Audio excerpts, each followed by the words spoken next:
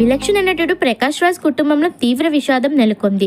ఆయన తల్లి సువర్ణలత గారు సోమవారం ఉదయం బెంగళూరులోని తన ఇంట్లో కన్నుమూశారు.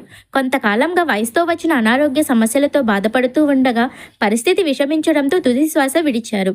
తల్లితో ఎంతో అనుబంధం ఉన్న ప్రకాష్ రాజ్ షూటింగ్స్ బిజీగా ఉన్నప్పటికీ తరచూ ఆమెను కలుస్తూ ఉండేవారు. ఈ విషాద వార్త తెలిసిన వెంటనే ఆయన బెంగళూరు చేరుకున్నారు. సోమవారం సాయంత్రం అక్కడే అంత్యక్రియలు నిర్వహించనున్నట్లు కుటుంబ సభ్యులు తెలిపారు. ఇక ఆయన తల్లి మరణంపై ఏపీ ఉప ముఖ్యమంత్రి జనసేన అధినేత పవన్ కళ్యాణ్ సోషల్ మీడియాలో స్పందించారు.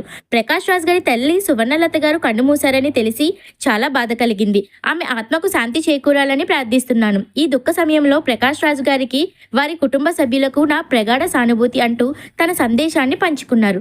రాజకీయంగా వీరిద్దరి మధ్య ఎంత విభేదాలు ఉన్నప్పటికీ ఇలాంటి వ్యక్తిగత విషాద సమయంలో పవన్ కళ్యాణ్ స్పందించిన తీరు ఇప్పుడు చర్చకు దారి తీసింది. గత కొంతకాలంగా ప్రకాష్ రాజ్ పవన్ కళ్యాణ్ మధ్య రాజకీయ భావజాలపరమైన విభేదాలు తీవ్రంగా కొనసాగుతున్నాయి.